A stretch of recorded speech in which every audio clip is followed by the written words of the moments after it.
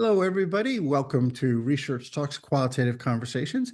Today, we will be talking with Dr. Karen Campbell about a course she's teaching for us this summer. My name is Maietta, president of Research Talk. So Karen Campbell is teaching reflexive thematic analysis, identifying, analyzing, and interpreting patterns of meaning for one day on August 1st. And Karen, if you don't mind telling us a little bit more about yourself and how you came to a place where this course gained meaning and you began to share your knowledge. So my name is Karen Campbell. I am an assistant professor at the School of Nursing at York University in Toronto, Ontario.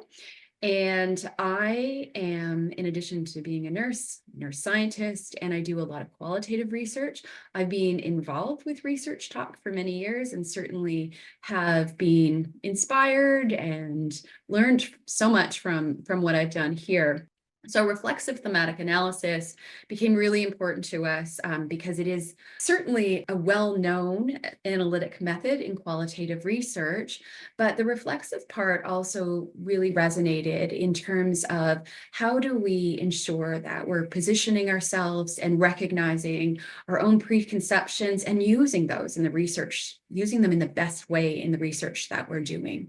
So how do we come to a place where we are thinking about what we're seeing and why we're seeing it, but also what we might be missing and really coming to the data that way? I think that what somebody might take from this course or learn from this course is, how do I work with this data to get more out of it? So how do I goad meaning from this data so that I'm not just stuck at this surface level, which is great place to start, but then how do we get deeper into it? So I think that that's one of the things that might stand out from this course is, how do I move from that descriptive place into a place, a deeper place of meaning? I find that when you get to a certain point, it does help to come together, even if it's like this in a Zoom platform, in a world where researchers get together and can think together. I think that so much magic happens when we start talking to each other about the data that we have. I think that that's one of the magical parts, one of those meaningful parts that make it fun for me, is that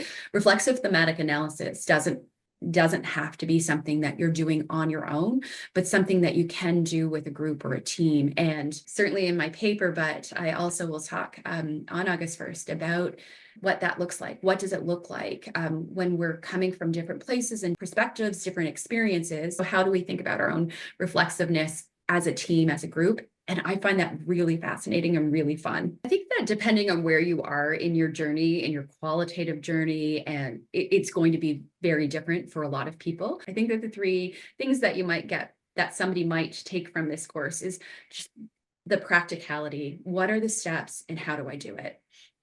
I think too, if I'm supporting somebody else or somebody on a team, how do I do that? How do I help people on my team, whoever that is, to do this work as well?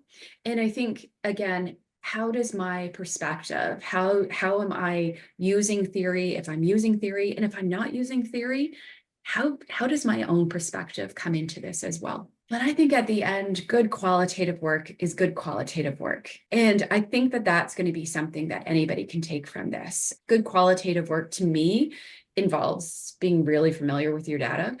Good qualitative work to me is about understanding your own positionality.